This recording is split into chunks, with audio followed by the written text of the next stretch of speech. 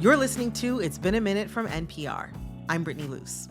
Spring is basically here, and for many of us, it marks the beginning of wedding season. And nobody does weddings quite like Jennifer Lopez. She's been engaged 6 times in real life, and on screen, she's tied the knot a lot. So let's just do it. Let's just get married right now. I do. And I'm not the only one who's noticed this pattern, which brings me to today's guest, New York Magazine features writer Rachel Handler. Not only had I seen like 10 movies where she got married, but I had seen 4 movies where she planned a wedding. And I was like, that's really strange and fascinating. Yeah, it's kind of like your Jerry Seinfeld moment. Like, Exactly. weddings. What's up with that? What's up with that? What's up with that? In an article she wrote for New York Magazine, Rachel calls these 4 movies the J.Lo wedding industrial complex canon. It starts with The Wedding Planner. Nothing is going to come close to the heights of The Wedding Planner, which to me is like rom-com perfection. And then Monster-in-Law. There's definitely just this idea about like sort of women warring with each other, this idea of like striving. There's only room for one woman in a man's life. Marry Me. Marry Me was just like built by an algorithm. I do not speak on that film. And her latest, Shotgun Wedding. Shotgun Wedding was like fine. So I know that J.Lo looks incredible in white. She's in her power when she wears white.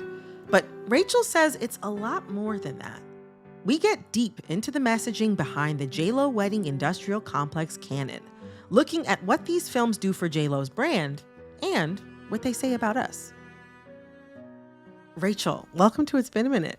Thank you. I'm very excited to be on. Let's dig into this canon. Let's. What were some of the aesthetic or emotional themes that you noticed? I loved that in each movie, she had a sad dinner when she was single. Like, they sort of painted her as this, like, tragic figure. Like, in The Wedding Planner, she sat down in, like, hard jeans, like, hard denim, in front of a TV alone and ate a microwave meal. I also loved in each of her films, there was a best friend whose sole purpose was to say something along the lines of, like, I'm really worried about you. You haven't been laid in 6 years. I don't trust a man who gets regular pedicures. Mary, you haven't been on a date in 2 years. Your point? That was their primary job. And in each one, someone says something like, I wish it was just the 2 of us getting married alone on a beach. Okay, let's talk about this beach theme. Because something that comes up in the canon a lot, even in Shotgun Wedding, which was meant to feature a beach wedding. It's like, I was paying attention at that point because I had read your piece before I watched Shotgun Wedding. So it's like, okay, I'm like, what is she going to say in this film? Because she's already getting married. She's already on the beach. So exactly. What does she want? I wanted it to just be you and me in the middle of the ocean. And for the 400th time, that would have killed my mother. I was dead. I died when that happened. I was like, no way. But like literally every single film, it comes up that the main character or her partner, they're planning this big wedding, but privately, they want an intimate beach wedding. Yep. It's mentioned or inferred in some way in all 4 of these films. What is up with that? What does that mean? I think it's sort of a way of telegraphing, like they love each other so much, they don't need any of this bull sort of extra stuff going on, but they're being forced by sort of powers against their will, whether it's their families, whether it's societal expectations. Like someone is like, I don't actually care about the wedding, which is like a way of sort of telegraphing an inner depth. Except, of course, in The Wedding Planner, wherein that's her job to plan these big weddings, but she still has a sort of sardonic, like, eye-rolly vibe about the whole job the whole time. She's like, this is important, but also these people are insane. I Honestly Love You by Olivia Newton-John was their wedding song. Puts them in the 14-month divorce range. Like, she's just so cool. She's like, a cool doesn't girl. Care. She's a cool girl. But actually, in one of the movies, it's the groom who wants to have the one on the beach, too, so he's a cool girl. You know, and that's, as I say in the movie, that's feminism. But also, like, the other kind of wedding, as you mentioned, like, we love each other so much, we don't need anything else. We're so cool. We can just get married at the beach in linen suits. Like, it's fine. That's another type of perfect wedding.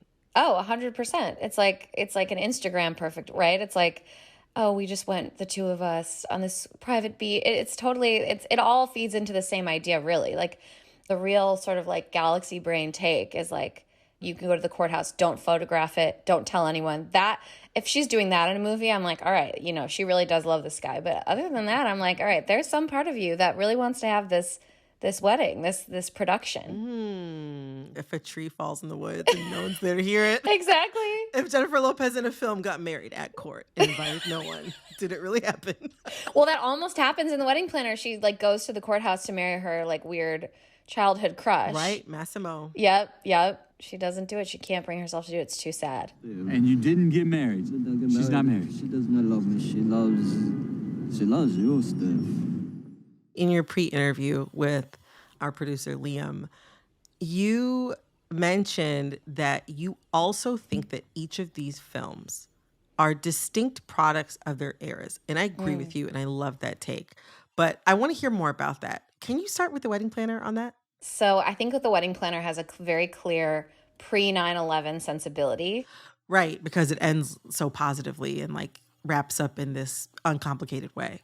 Yes, it feels hopeful. It feels like all the rom-coms feel before 9/11, right? Because after 9/11, it's like you can't really sell something like The Wedding Planner to a jaded, you know, traumatized population in the same way. Right. And so I think there's like an innocence and a hopefulness to The Wedding Planner and to those earlier rom-coms that you just can't do that anymore. You know, it just wouldn't sell. It wouldn't work. You know, also in this first movie, Jennifer Lopez plays the titular wedding planner. She does. Which was kind of a new job at that point in time.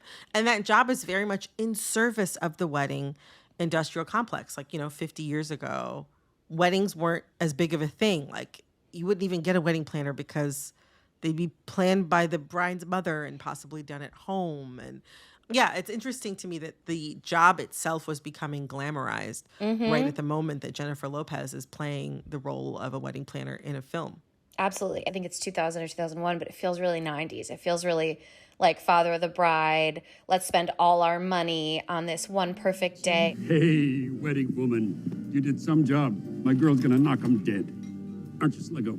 Marry Me is a good, you know, sort of horror movie example of a wedding manufactured for social media. Do you guys like talk ever? It's just publicity. It's not real. That's a good point. And I mean, also in Shotgun Wedding, there's like I guess to give some background on the plot, it's about this wedding that Jennifer Lopez's character is having with her soon-to-be husband. And the wedding is interrupted by this band of pirates who are, you know, trying to hold the wedding party ransom. No need to be scared. As long as everybody follows directions, no one gets hurt. And like even that felt to me like metaphorically like how I think some people saw COVID as like an assault on their wedding plans. 100%. Like this unforeseen thing that ruined your special day. You're right. It does feel like a pure id expression of someone who had their wedding ruined by COVID. Oh, also I'll say Shotgun Wedding reminds me of like kind of a shift in what marriage used to be. Marriage was thought to be this like new phase of your life where you leave your parents' house, you begin your sexual life. Marriage, I imagine, was a pretty stark transition back then, but now many couples, you know, who arrive at the altar have already passed many of those milestones. They live together. They've obviously been boinking for some time. And some people get married long after they have children together. Right. And even in the film, there's a point where Jennifer Lopez's character says, you know, like, I'm not some blushing bride. I'm a grown woman. I don't want my daddy walking me down the aisle. It's interesting, though, because even though, like, you're not going to get, like, the cold ice bath of, I imagine, what married life might have felt like 50, 60, 70 years ago, there's still this idea that, like, it's fine for them to kind of be a traumatic experience. Yeah. You see in the film that they say, like, we fought more in the past few months than we had in the previous 4 years of our relationship. That's something that I've heard from people, you know, who get married. They fight more when they're planning their wedding than they ever have. Right. And people say this, there's this response, this common refrain, like, if you can get through this tough time together, you've got a solid relationship. It kind of feels like on some level, culturally, there's a meaning derived from the painfulness of planning a wedding. Like, it's twisted. Do we still need a wedding to be a painful experience in order to make it meaningful? I guess. I mean, that it's very twisted, and I had the same experience where people kept saying that to me. And actually, a bigger reason I didn't want to get married is because I didn't want to engage in that process, and I didn't want to like stress myself out unnecessarily and all of that. Right. So I made my husband plan the whole thing. I told him if he wanted to get married, it was on him to plan the wedding. That's the smartest thing I've ever heard in my life. And it worked for you? It worked, yeah. I mean, I got to weigh in on like fun things that I cared about. Like I got to be like, oh, I want like this food, or I want like this DJ or whatever. But I was like, you have to do all the annoying stuff if you want to get married. And he was like, okay. You had the groom experience. I did have the groom experience. But that in Shotgun Wedding, he's the one who also plans the wedding. So I was like, okay, I see what you're doing here. Like, you know, elder millennial feminist energy for sure. Right. Where like the professional baseball player groom is like sitting and hot gluing like Christmas tree lights to pineapples to make the centerpieces perfect. I gotta finish these centerpieces and rearrange the seating chart now that Sean decided to show up. So Jennifer Lopez, obviously famously a bride in both her real life and in her work. But she's not just playing these roles. No. She often produces these films. Exactly. Shotgun Wedding is a film that would have to have been in motion either when she was engaged to Alex Rodriguez or engaged to Ben Affleck. Mm-hmm. So on some level, she knew that she was going to be planning a wedding in real life at the same time that this film was going to be in production or coming out. Mm-hmm. So I felt like with Shotgun Wedding, there was sort of like a sly wink from Jennifer Lopez. Like, okay, yeah, I know what I'm doing in real life. I wonder, like, what is the communication through this over it? Like, what is she maybe trying to communicate to us or possibly working out for herself? I mean, you can't know, right? I don't know if you guys are like on the phone texting and all this stuff. Yes, we're texting right now. Yeah, I'll ask her. Honestly, I can't know, but I have to imagine that what's interesting about Shotgun Wedding is, as to sort of complete the four movies, it is the most sort of openly anti-wedding industrial complex film. It's sort of about how it's not worth it. It tears people apart. Mm-hmm. It's silly. It's very openly like against, even her character's like, I never wanted any of this, you know?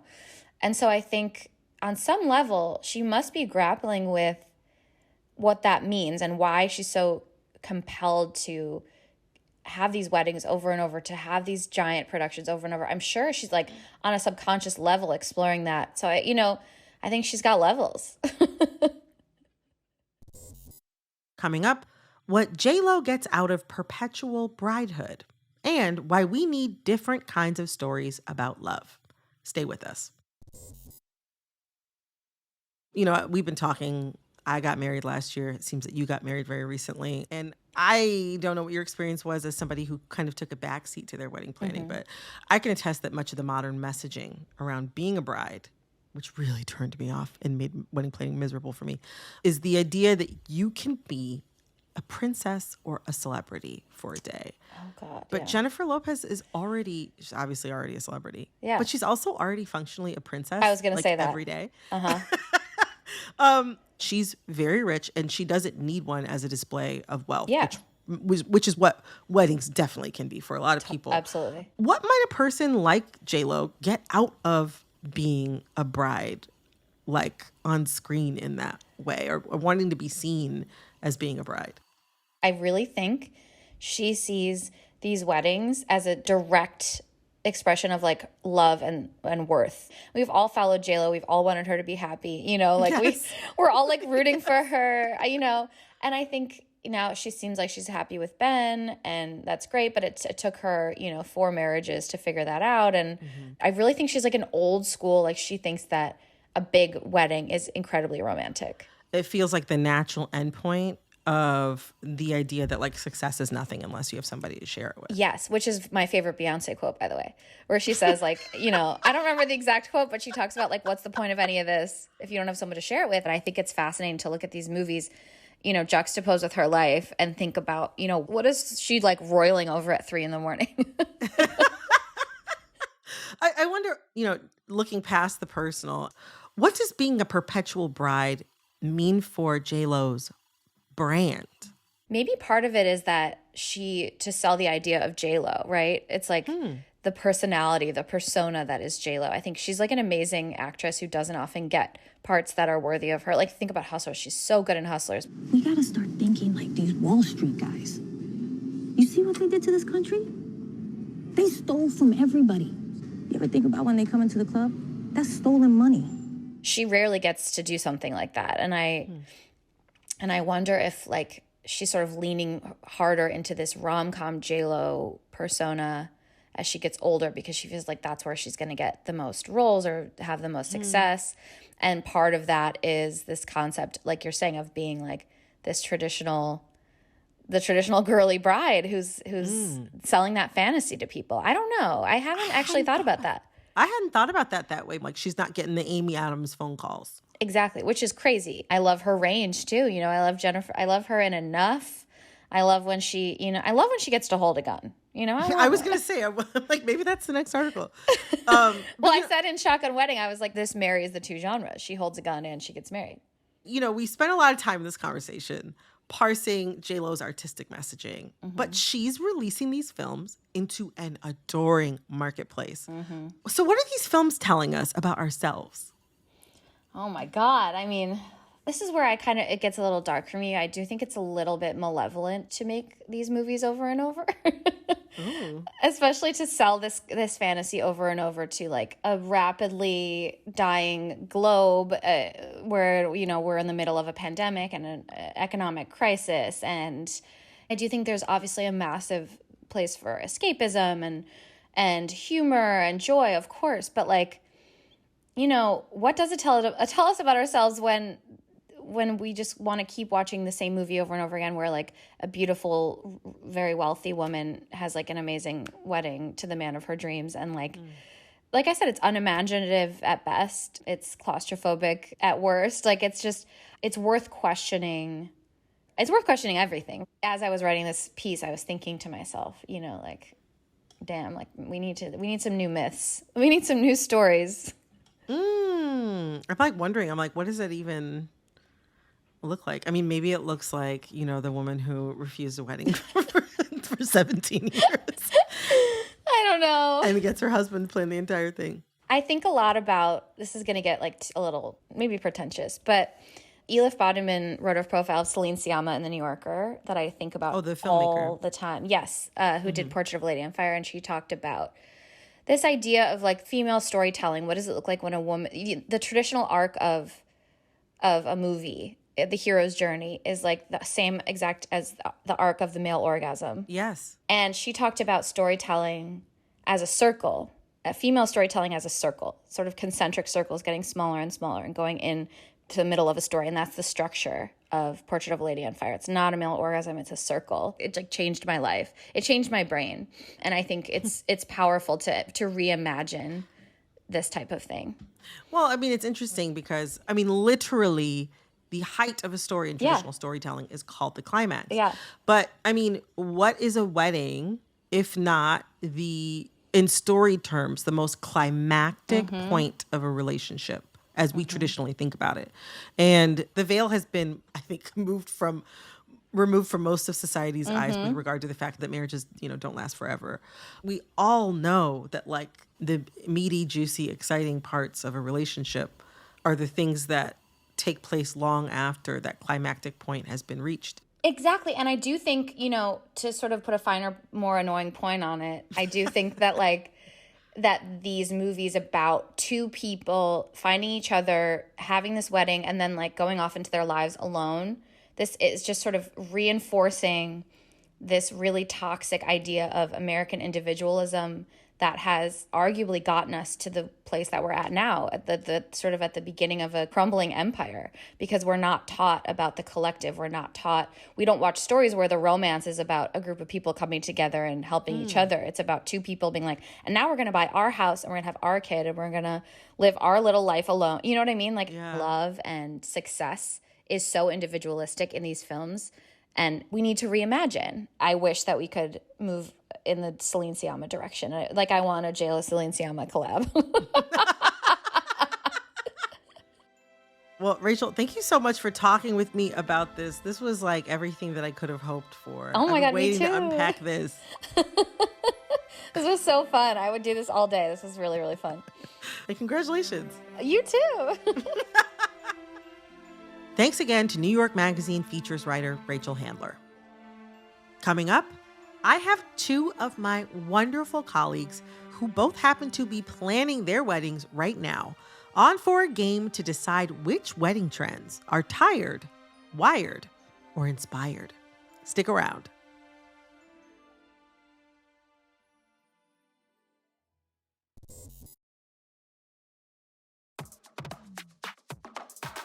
You're listening to It's Been a Minute from NPR. I'm Brittany Luse. Now, we are going to play a game. It's called Tired, Wired, and Inspired. Before we get to it, I have to introduce my phenomenal guests, starting with our wonderful editor, Jessica Plachek, aka JP. Glad to be here. And our incredible executive producer, Verilyn Williams. Hey, girl, hey. Welcome, Verilyn. Welcome, JP. They are both making their IBAM debuts. Welcome to the show. As you both know, you're here to play a game with me today. This game that we're going to play it's very much like a different game that you may have played, Date, Marry, Kill. But since you're both planning your weddings right now, and I just got married last year, so technically I'm a newlywed, we're going to talk about wedding trends. And you have to tell me whether you think they're tired, wired, or inspired. Oh. So if you think something is tired, if you think a trend is tired, then like you hate it, boo, it's tired, it's done, we're over it. Okay? If you think the trend is wired, it's like, okay, I could get into this. You know what I mean? You're into the vibe, but you're not writing home about it. And if you think a trend is inspired, then it's like, this is stellar, can't get enough of it. Does that make sense? Yes. Got it. Amazing. Let's go. Okay. Trend number 1. Wedding bands. Not the rings, but the live band playing at the reception. Tired, wired, or inspired? Tired. Oh, JP says tired. I'm going to say tired. I do love a live band, but if you have a band, then everyone is there to look at the band and they don't actually dance with each other. And like my favorite weddings, the ones where you get like nasty, sweaty, glistening on the dance floor. And when there's a band, I feel I must perform for them. That said, I did go to a wedding that was friggin' phenomenal because the DJ played a trumpet accompaniment to all of the songs, and it just like elevated it. It was so fun. That actually sounds amazing. That sounds amazing. Yeah, that's my conflict too. Like, I personally would never hire a band for my wedding, but I have been to a wedding that had a band, and it was like one of the most lit bands I've ever experienced in my life. And they were playing all the jams, and the singer was incredible, made us cry. Made you cry? Yeah, like, you know, but I will say that it took away from the couple because we're supposed to be paying attention to the couple during their dance, but I'm out here listening to this woman that's sounding like Mariah Carey, you know, so the attention was like diverted. So I too am gonna say that is tired. No bands at the I think wedding. if they're phenomenal, that's great. I have seen trends where brides are like, I'm a friggin' phenomenal singer, so here I go. And I'm like, that's fun. No, you know, you go, no. girl. No? Oh, No. But it's like your special day. You're showing off who you are. You know, even the best singers have off days. Now you're at your wedding, and that's a part of your, your day gosh. forever. Okay, maybe for rehearsal night. What a nice thing to do on rehearsal night. Okay, there we go. Okay. There we go. So, okay, you heard it here first. Wedding bands canceled. Cancel for 2023. The next wedding trend. Now, this is one I haven't personally seen, but at this point, I do kind of want to see it. Adult flower girls or boys or non-binary folks. I have seen this. I've seen this. Adult I've flower never people? seen this. Like, You've seen- yes, I've seen adult flower people. My boo even was like, should we do this? And I was like, no. Your fiance was thinking maybe you should have an adult flower girl at your wedding? He's a sweet, basic man. What is the thinking behind it? Is it because they don't trust the young, you know, like the young person? No. It's essentially a gimmick where, like, oftentimes when I've seen it online, let me tell you, my algorithm knows this girl is getting married. It's usually like bros wearing like, do you know pit vipers? Like those sunglasses, like very the kind of reflective like Randy sunglasses. Macho Man Savage kind of sunglasses. Yeah, exactly. And they walk down the aisle with a little fanny pack and they're just like jacked and throw in flowers.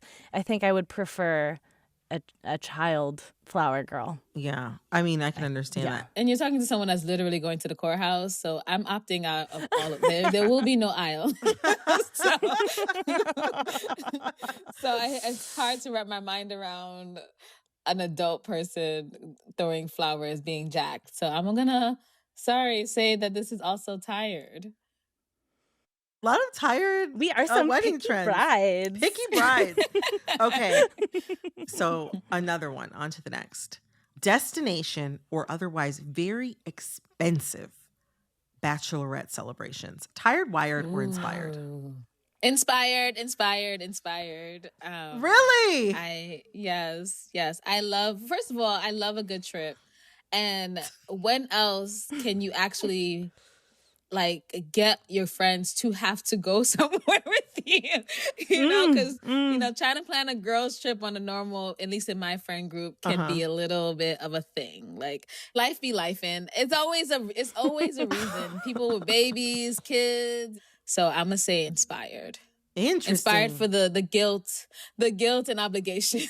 Like that's the one part of weddings. Controversial. I'm here for it. JP, what do you say? Tired, wired, inspired, destination or otherwise very expensive batches? I mean, like, just you saying expensive, I'm like, no thanks. So, like, I think I'm just like being such a hater over here. I'm like, yeah, all down for trips with friends, but I don't know, man. I'm gonna say wired. It's fine. I have no ill will towards a gal's trip. But you don't want to you don't want to lay down the cash for it. No. I think also like I don't have that much PTO, man. I can't throw down. Like, if Marilyn wants to give me a lot more, yeah, great. Wow, look at that. Is this the start of the Bride Wars? That's so funny. Marilyn, the ball is in your court. Actually, I feel like when you do that, you're gifting your friends with the opportunity to take care of themselves while they're taking care and celebrating you. I think the more I think about it, the more inspired I'm becoming, actually. You're like, yes. I'm tired on those, but what my best friends and I from high school did is did a happy medium. At that point, we were all living in different parts of the country. And we wanted to go to Palm Springs. And we were like, let's just call this our group batch. Like, I don't even think, no one was engaged. That's fun. Like, I don't even think everybody had a partner or anything like that. It was just we're about 30. This is our group bachelorette. I love it. And we're making a blood pact as friends to not do this again. I love this is the that. group batch. That's so good. We have done it. It was amazing. And it's great because now 3 of them have children. And so it's it's harder to put together a trip like that. So I don't know. I'm pro friend trip, but I had a bachelorette dinner. I just went out and I was I want to have steak. I want to get drunk. And that's what I did. And I lost my phone and a good time was had by all. But yeah, no, to me, tired. I think actually I'm realizing through this conversation, I think that almost all wedding trends are tired. But that's because I already got married. And when you all finish, you might feel the same. I hope you both have wonderful weddings. And thank you so much for stopping in to play Tired, Wired, Inspired with me. This is a bucket list dream come true. Thank you, Brittany. Thank you so much. Thank you. Thanks again to my colleagues, editor Jessica Plotchek and executive producer Marilyn Williams.